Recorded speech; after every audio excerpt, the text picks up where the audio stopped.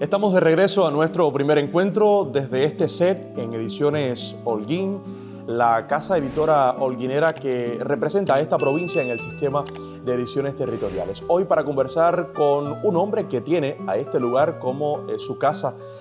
Se le ve muy feliz en estos lugares entre libros, editando, traduciendo y también escribiendo pues de su obra para niños, particularmente de su obra poética y su obra narrativa.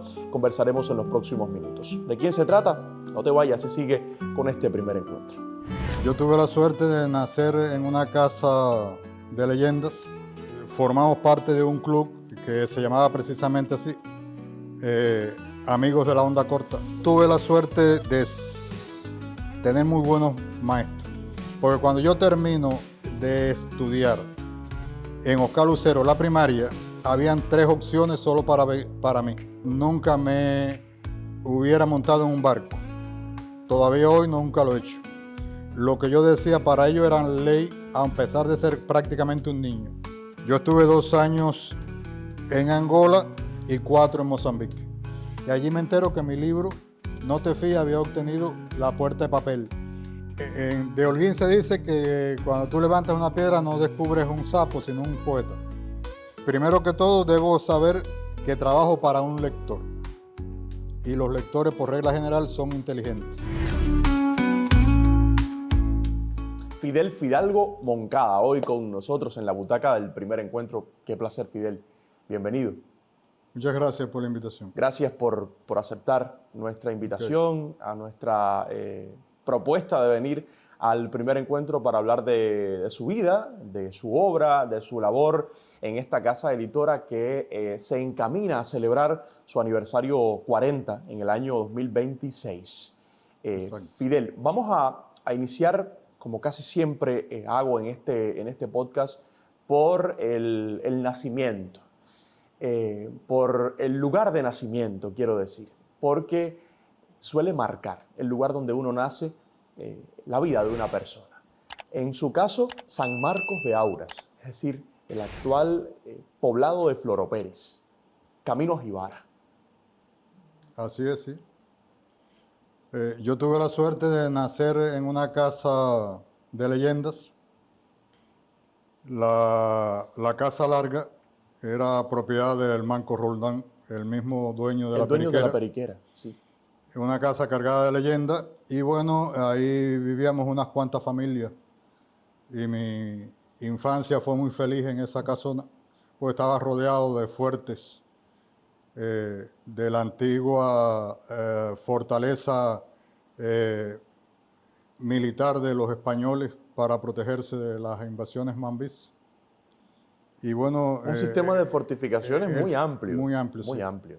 Llega hasta Fray Benito. Yo tenía 3 fuertes cerca de mi casa. Ajá. Y ahí transcurrió mi infancia jugando a corsarios y piratas. Mire usted. En esos fuertes. Usted me dice que vivió en una casa cargada de leyendas. ¿Qué leyenda, Fidel? Bueno, ahí había muchísimas leyendas relacionadas con la vida del Manco. Según decían, era un hombre terrible. Y lo relacionaban con muchos asesinatos. La casa tenía un crematorio, tenía un pozo ciego, tenía túneles y una serie de hechos que al final no llegaron a la posteridad porque irracionalmente alguien derrumbó esa fortaleza y la convirtieron en lo que es hoy la secundaria y el centro de primaria de Floro Pérez. Un edificio con carácter patrimonial. Era una manzana completa. En una esquina vivían mis abuelos y en la otra vivíamos nosotros. Todo eso que usted me cuenta da una novela. ¿No se ha animado a escribirla, Fidel? No, porque hay datos que yo tendría que corroborar y no tengo tiempo para hacerlo. Está bien. He tomado algunas notas porque no quiero que en esta conversación olvidar nada. No quiero pasar por alto nada de su obra, de su vida, que es tan amplia. Ahorita vamos a hablar de su labor como docente porque estudió en el Instituto Pedagógico José de la Luz y Caballero, Instituto Superior Pedagógico José de la Luz y Caballero. Posteriormente trabajó en la vocacional, también me dijo que forma parte de la última generación de maestros macarencos, pero sobre la labor docente ahorita, porque también supe que es diexista, Fidel. ¿Cómo es que se anima a comenzar este camino como diexista, conectando con emisoras internacionales? Y supe también que promoviendo la obra de autores holguineros a través de estas conexiones internacionales de radio por onda corta. Bueno, yo tengo la suerte de ser uno de los pocos diexistas que ya quedamos en Holguín. Formamos parte de un club que se llamaba precisamente así, Amigos de la Onda Corta. Yo, trabajando como maestro de primaria en Las Tunas, en Omaha, me gané por el sindicato un radio BEF ruso. Y a partir de ahí entré a la onda corta, me aficioné a ello y comencé a interactuar. Oír radio te hace oyente de radio, pero cuando tú comienzas a incursionar con la radio, a enviarles informes de recepción, a participar en sus diferentes eventos y a rastrear la onda en las noches, a ver qué estación tú puedes captar con tu radio. ¿Por qué en las noches? ¿Por una cuestión atmosférica? Bueno, generalmente casi todos los programas que yo escuché, y por las características de la ionosfera específicamente y de la atmósfera, es mejor captar las ondas cortas por la noche. Yo caminaba distancias desde mi casa hasta un potrero con radios que siempre fueron de pila, porque era lo que me evitaba tener interferencias que produce la electricidad, y así llegué a tener contacto con 48 países del mundo. O sea, con 48 emisoras. Aproximadamente.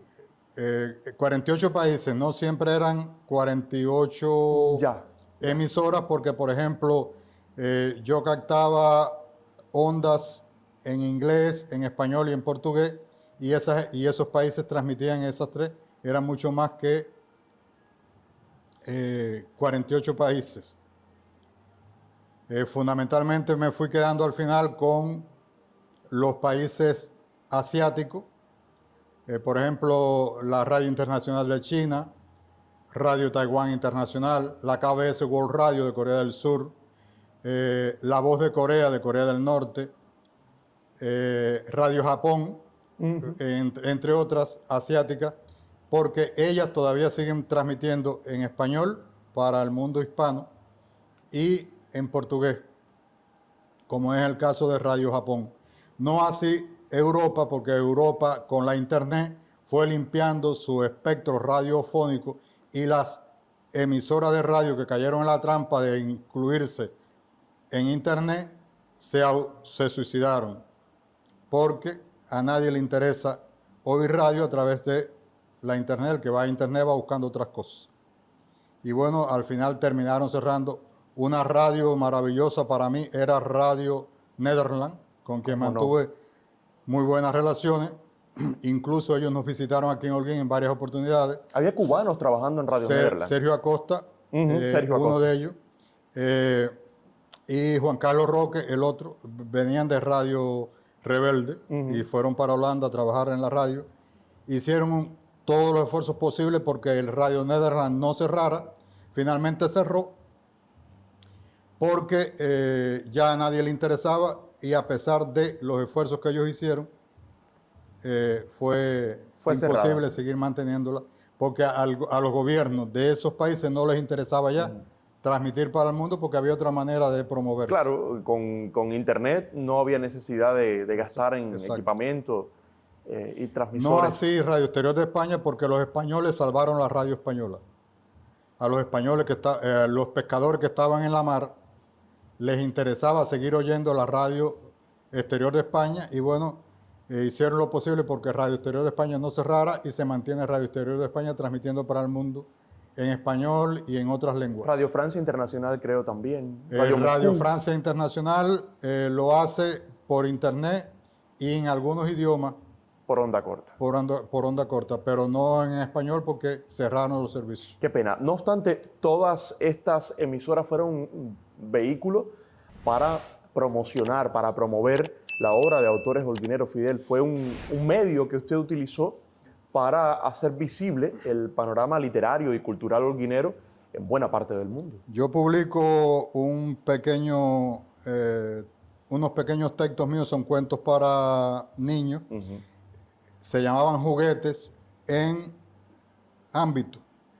Y le envié a Radio Francia Internacional uno de estos ámbitos.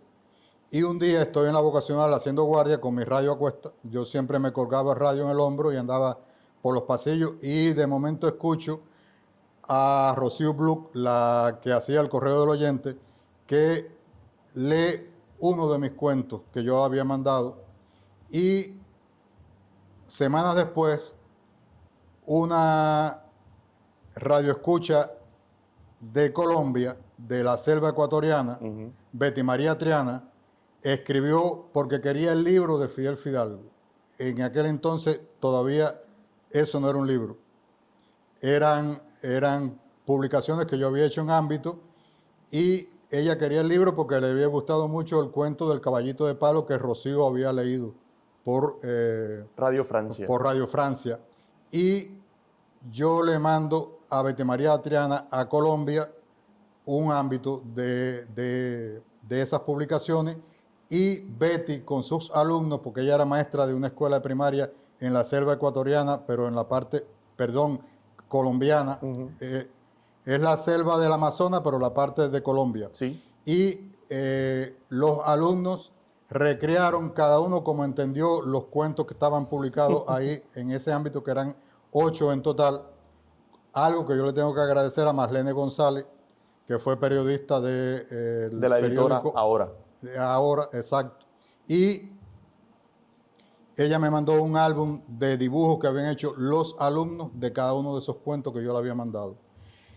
A partir de ahí me di cuenta que los libros de Ediciones Holguín, que me los facilitaba entonces Joaquín Osorio, que era promotor aquí, y amigo mío personal, yo trabajaba en esa época en la vocacional José Martí, y entonces yo mandaba esos libros para diferentes países del mundo y fueron promoviéndose muchos autores holguineros, muchos que yo conocía, que eran amigos míos, y otros que yo no conocía, pero que los libros eran publicados por esta casa editorial. Posiblemente la única persona en el país que hizo eso, aprovechar su condición de viexista para que a través de estas emisoras internacionales se promoviera la obra de una casa editora como esta, como Ediciones Holguín. Vamos a estar constantemente yendo y viniendo en la historia de Fidel Fidalgo. Vamos un poco atrás para hablar de sus inicios como maestro, como profesor. Tengo entendido que primero en la enseñanza secundaria básica y luego en la enseñanza preuniversitaria en la vocacional José Martí. ¿Cómo sucedió eso? Hubo una etapa, digamos, hermosa, muy gloriosa de la educación en este país, donde el maestro era visto como una figura referencial para los muchachos, para los estudiantes. Algo que lamentablemente ya no sucede, o no como antes. Yo tuve la suerte de tener muy buenos maestros, tanto maestros de primaria, la letra mía es buena porque tuve una magnífica maestra de primaria, Claudina Rodríguez, con quien cursé hasta el 4º grado en Auras.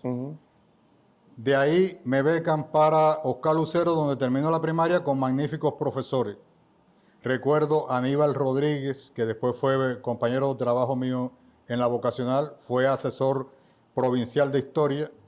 Recuerdo, entre otros, al profesor Medina y a Flor Ochoa, quien era mi director en Oscar Lucero y que después fue compañero mío en la vocacional como profesor de matemática él y yo como profesor de geografía.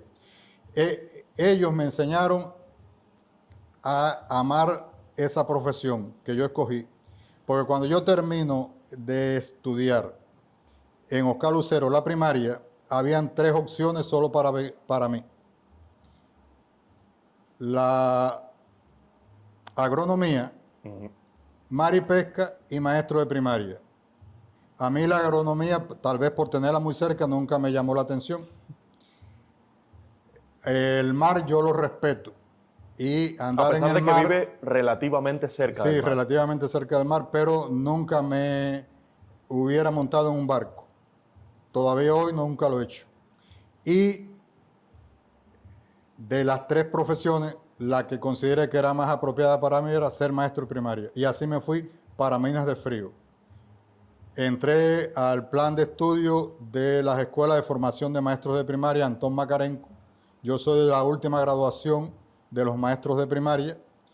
Me graduó de maestro de primaria con 16 años y tuve que esperar a cumplir 17 para entonces hacer mi expediente laboral y trabajé primero como maestro de primaria en un multigrado en Tunas con niños de cuarto a sexto grado. ¿En qué lugar exactamente? En un lugar que es de leyenda también, se llamaba Yamaical.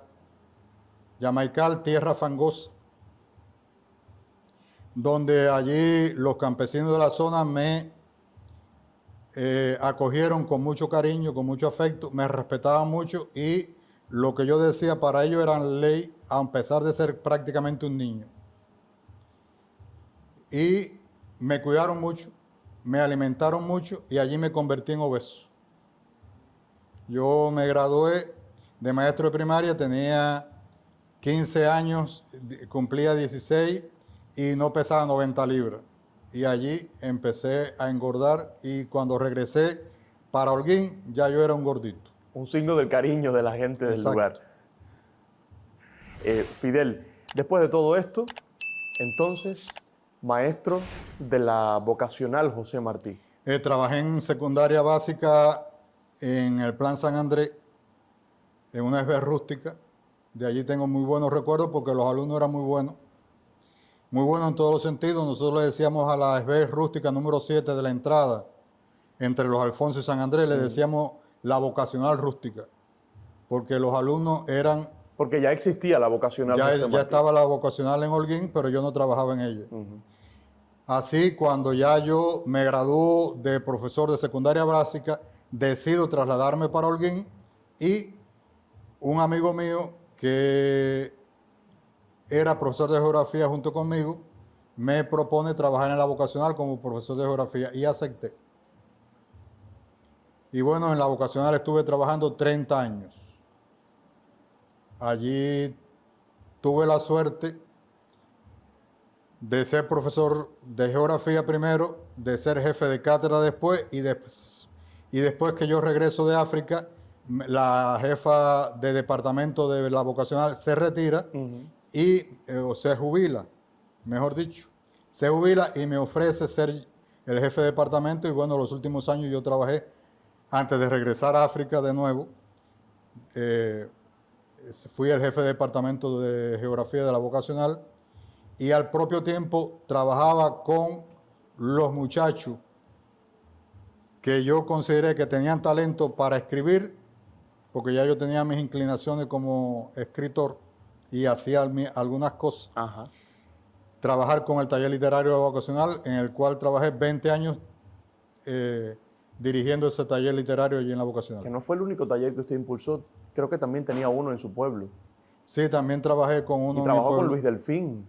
Trabajé con el taller literario. Sí, la historia de mi pueblo surge a partir de que se crea allí la biblioteca Celso Enrique y comienzo a trabajar con las personas de mi pueblo que tenían inclinaciones por la literatura en un taller literario porque ya yo había sido durante muchos años, desde que vine para Holguín, miembro del taller literario Pablo de la Torriente Bravo, aquí en Holguín. Fidel, ¿en qué momento y por qué razón es que viaja a África, a Angola específicamente? Yo estuve 2 años en Angola y 4 en Mozambique. De ahí el conocimiento que tengo de la lengua portuguesa. A Angola me fui como internacionalista a dar clase en un instituto de formación de maestros. Era un Instituto Nacional de Educación, o sea, INE. En Mozambique era un instituto de magisterio primario, era un IMAC. Allí formábamos profesores para impartir diferentes disciplinas. En el caso de Angola impartía geografía, en el caso de Mozambique impartía didáctica de la geografía, impartía ciencias naturales y una disciplina que yo me llevé de aquí de Cuba, que era los estudios de caracterización geográfica de la localidad, estudios de la localidad. Y monté el conocimiento para que ellos aprendieran con una metodología que yo llevaba desde Cuba a conocer mejor la tierra donde se habían formado como seres humanos, donde habían nacido. Morfológicas del lugar. Sí, al propio tiempo hacer la caracterización físico-geográfica de la localidad, económico-geográfica de la localidad y una parte que era mía propiamente, que era la caracterización etnográfica, cultural y sociológica de la localidad. Amplísimo. Para ellos tener un conocimiento a través de técnicas de investigación del entorno que los rodeaba. La última parte de esta conversación, que adelanto será amplia, la vamos a dedicar a su vínculo con Ediciones Holguín y a su labor como autor. Traductor, editor y autor de esta casa editora que ya decía en el comienzo se prepara para cumplir, para celebrar su aniversario 40 en el año 2026. Así que yo le propongo hacer una pausa en nuestro diálogo y estamos de regreso enseguida al primer encuentro.